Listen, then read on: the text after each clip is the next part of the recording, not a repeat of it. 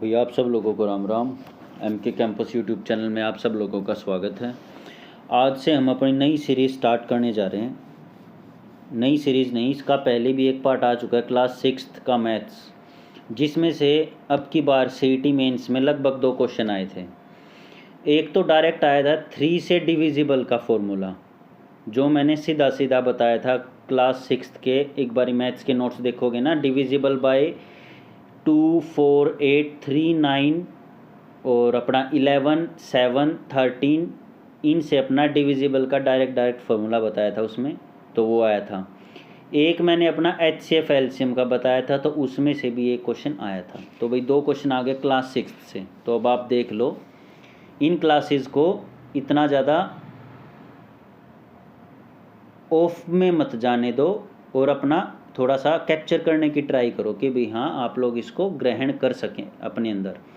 ये मत सोचो कि क्लास 6th है तो नहीं, हम तो 30 मार्क आए, हम क्लास 6th का नहीं करेंगे, हम तो भाई PhD होल्डर हैं, हम तो BTech हैं। क्लास 6 से लेके क्लास 10th तक की सारी बुक्स हद से ज़्यादा इंपॉर्टेंट है। यहीं से पेपर आते हैं बन के, कहीं बाहर से नहीं आते।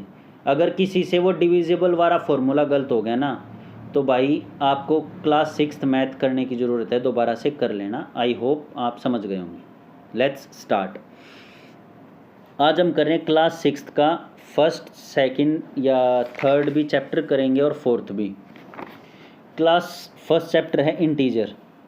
इंटीजर की डेफिनेशन मैं पिछली क्लास में समझा चुका हूँ, नई क्लास में समझाने की ज़रूरत है नहीं मेरे अकॉर्डिंग। तो चलो भाई अब चलते हैं अपना थोड़ा सा आगे की तरफ। इंटीजर फॉर्मूले में दे रखा है सबसे पहले एडिशन सब्ट्रैक्शन। एडिशन कैसे करते हैं, सब्ट्रैक्शन कैसे करते हैं, वो मेरे अकॉर्डिंग सबको पता है। जो ये वीडियो देख रहा है, जो 6th क्लास 7th क्लास करके आया है, उनको सबको पता है सब्ट्रैक्शन एडिशन कैसे करते हैं, यानी कि जमा और घटा कैसे करते हैं। तो ये सारा वही कुछ बता रखा है कि भी जमा घटा कैसे करते हैं, ये सारा का सारा एडिशन एंड सब्ट्रैक्शन। देखो जैसे अब थोड़ा सा देख लेते हैं इसका। देखो 7 - 9 है, इसमें से तो ये माइनस हो नहीं सकता, लेकिन अगर माइनस का साइन बड़ा है तो हमेशा रिजल्ट के आगे भी माइनस का साइन आएगा। फॉर एग्जांपल 11 - 21, तो कितना आएगा, -10। ये आएगा आपका आंसर। ये चीज़ याद रख लेना, बहुत ज़्यादा ज़रूरी है। ठीक है जी, अब चल पड़ते हैं कम्यूटेटिव प्रॉपर्टी। देखो कम्यूटेटिव प्रॉपर्टी होती है अपना, देखो सीधा कर लेते हैं, A + B = B + A। अगर किसी में ये डेफिनेशन आ रही है तो वो है कम्यूटेटिव प्रॉपर्टी। मतलब जैसे हम देख लेते हैं 11 + 9 = A + B = B + A। 11 और 9 20 = 9 + 11 20। तो इसको उल्टा करो या सुल्टा करो, ये हमेशा एडिशन में सेम ही आएगा। लेकिन अगर हम माइनस में करेंगे तो वो अलग आएगा, उसके ऊपर कम्यूटेटिव प्रॉपर्टी डिफाइन नहीं होगी। कैसे, वो देखो एक बारी। मान लो 11 - 9 है और हम इसको करते हैं A + B, तो प्लस तो है नहीं।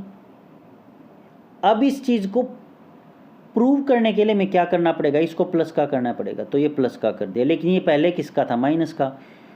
तो ब्रैकेट लगाया और फिर माइनस का कर दिया। ठीक है, यानी कि 11 plus bracket start -9 = A + B = B + A, यानी कि -9 + 11। तो दोनों में सेम आ जाएगा अगर हम ब्रैकेट लगा देंगे। नहीं तो अगर ब्रैकेट नहीं लगाएंगे और माइनस का एज इट इज़ लगाएंगे तो ये क्वेश्चन सोल्व नहीं हो पाएगा, क्योंकि कम्यूटेटिव प्रॉपर्टी में प्लस की डिफाइन होता है। ठीक है जी, नेक्स्ट देखो ये रहा इसका सिंपल सा एक formula a plus B is equal to B plus a. Next associative property. देखो एसोसिएटिव प्रॉपर्टी 3 तरह के इंटीजर पे डिफाइन होते हैं। इंटीजर होते हैं माइनस से लेके प्लस तक की सारी नंबर्स, सारे के सारे नंबर्स। देखो इसने दे रखा है -3 -2 -5, इसको मान लेते हैं ए, इसको मान लेते हैं बी, इसको मान लेते हैं सी।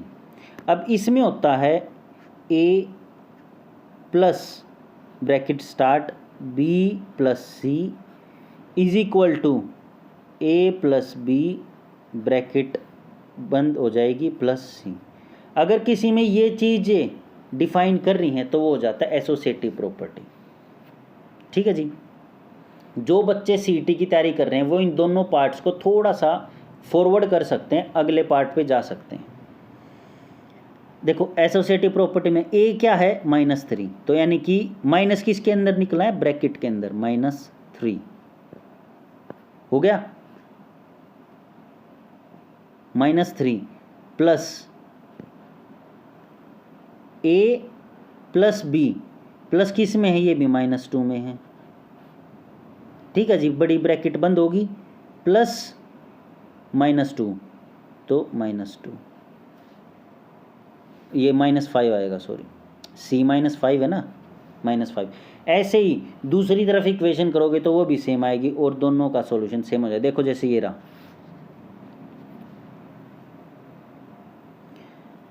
जो ये लुक एट द -5 -2 -3 है, इसकी तरफ देखो एक बारी, इसमें अलग साफ समझा रखा है। देखो ये रहा,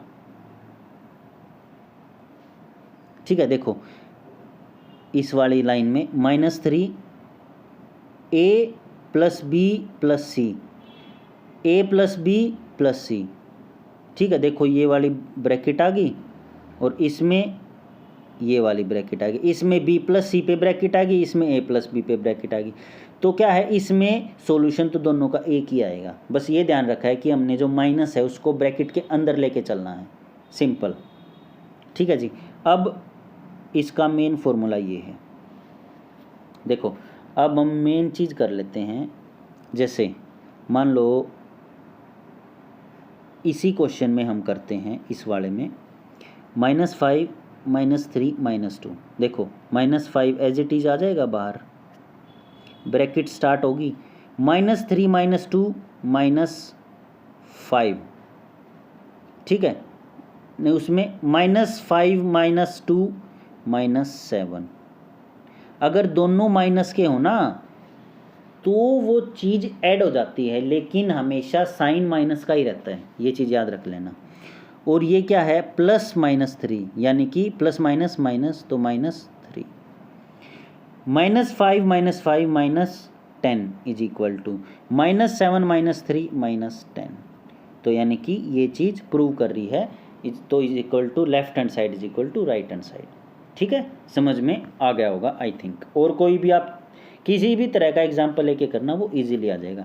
ये कुछ एडिटिव आइडेंटिटीज़ हैं, ये एक बारी अपना देख लेना।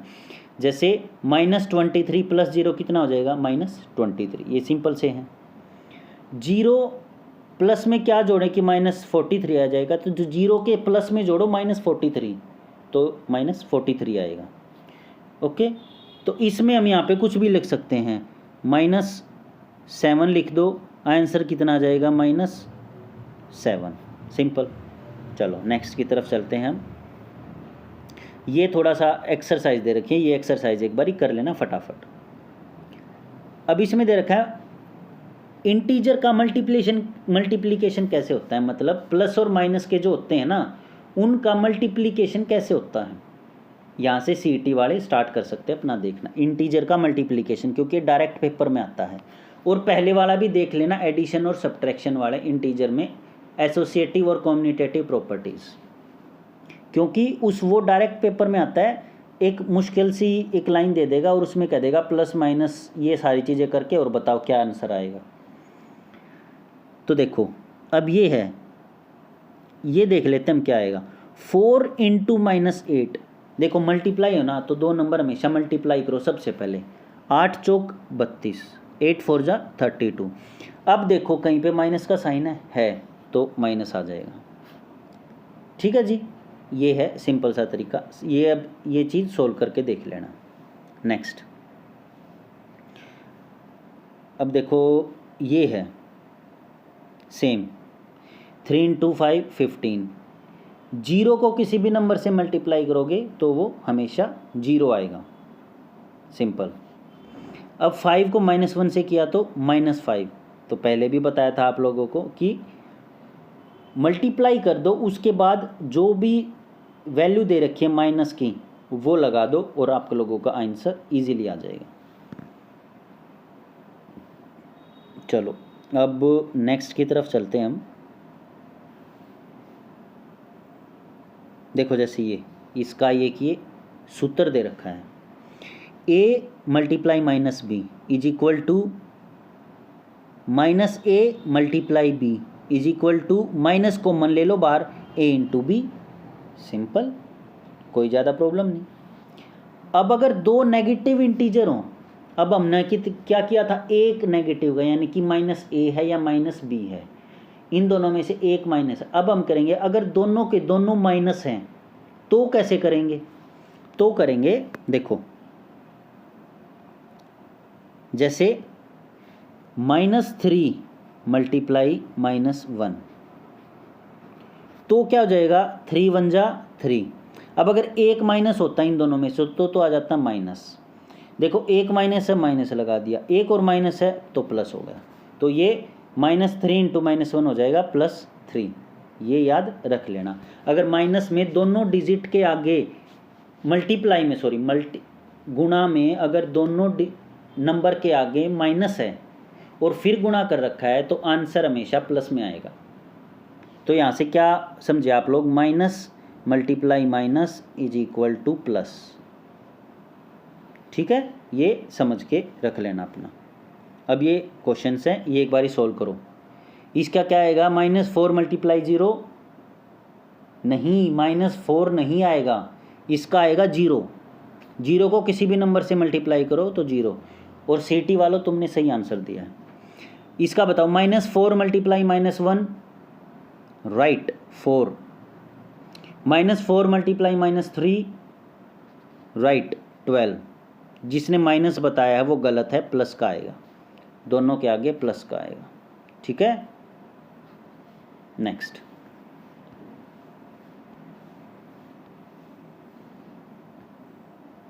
अभी इन्होंने प्रॉपर्टीज़ दे रखी हैं।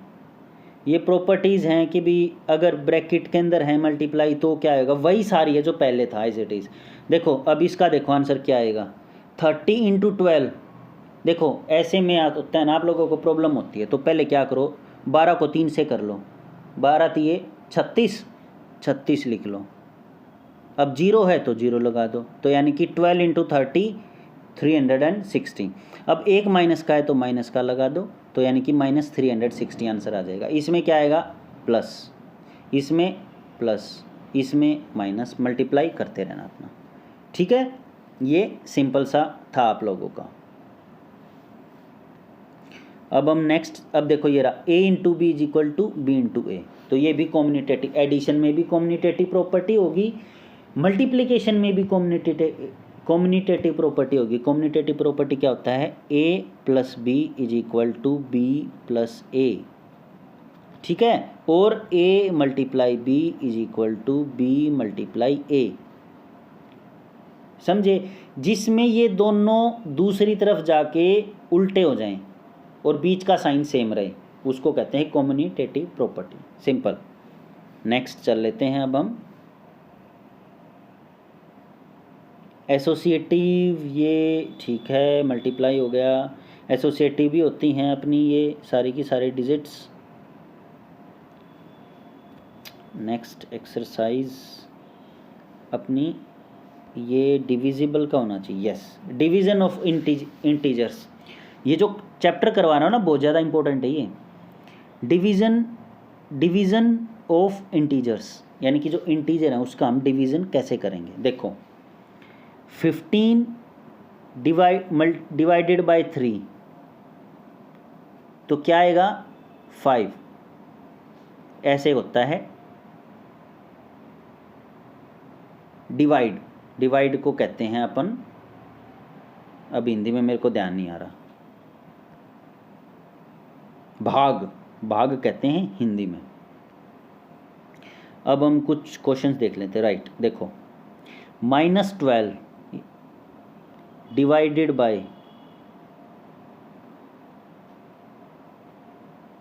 2 तो कितना आएगा? -6। 12 को 6 से 2 से भाग करोगे तो क्या आएगा? 6, और 1 के आगे डिवाइड है, माइनस है, तो इसके आगे भी माइनस आ जाएगा। ये आ गया अपना आंसर। ठीक है जी। अब अगर दोनों के आगे माइनस हो, मान लो -12 डिवाइडेड बाय -2 तो क्या आएगा? तो आएगा 6, क्योंकि माइनस से माइनस कट गया, 2 से 6 कट गया, और ये एज इट इज़ 6 आ गया। अब ये आगे भी दे रखा होगा, property of division of integers. Integers की प्रॉपर्टी क्या क्या है? देखो ये ना, जो मैंने अभी अभी बताया था आप लोगों को, -8 डिवाइडेड बाय -4 तो माइनस से माइनस कट जाएगा जब हम डिवाइड करेंगे, और 4 2 ज़ा 8, ये आ गया आप लोगों का इंटीजर। तो ये आप लोगों को था चैप्टर फर्स्ट, और यहाँ से मेरे हिसाब से चैप्टर फर्स्ट ख़त्म हो जाता है। ये एक्सरसाइज कर लेना, अगर इस एक्सरसाइज में कहीं भी कोई भी दिक्कत आती है, जैसे देखो थोड़ा सा कर लेते हैं हम, ये कर लेते हैं, ये थोड़ा सा मुश्किल लग रहा है। 3 13 13 डिवाइडेड बाय -2 + 1, अब इसका बता क्या आएगा? -2 + 1 = -1, राइट, तो -1, और 13 को 1 से भाग दोगे तो कितना आएगा? 13, और माइनस आएगा ही नहीं आएगा? आएगा, तो -13 इज़ द राइट आंसर। समझे? ऐसे होगा। जैसे हम इसको देख लेते हैं। अब देखो, कोई सीधा इसको डिवाइड मत करने लग जाना, सबसे पहले ब्रैकेट सोल्व करते हैं। ये याद रख लेना, BODMAS, बोर्ड मास। सबसे पहले ब्रैकेट, फिर ऑफ, फिर डिवाइड, फिर मल्टीप्लाई, फिर एडिशन, फिर सब्ट्रैक्शन, ऐसे ही चलना है। ब्रैकेट भी कई तरह की होती हैं। सबसे पहले ये ब्रैकेट सोल्व करनी है, उसके बाद ये वाली ब्रैकेट सोल्व करनी है, फिर ये ब्रैकेट सोल्व करनी है। ठीक है, ये चीज़ याद रख लेना। चलो हिंदी में बता देता हूँ। ब्रैकेट, ऑफ में ऑफ आता है ऐसे OF करके, D मतलब भाग, M मतलब गुणा, A मतलब जमा, S मतलब घटा।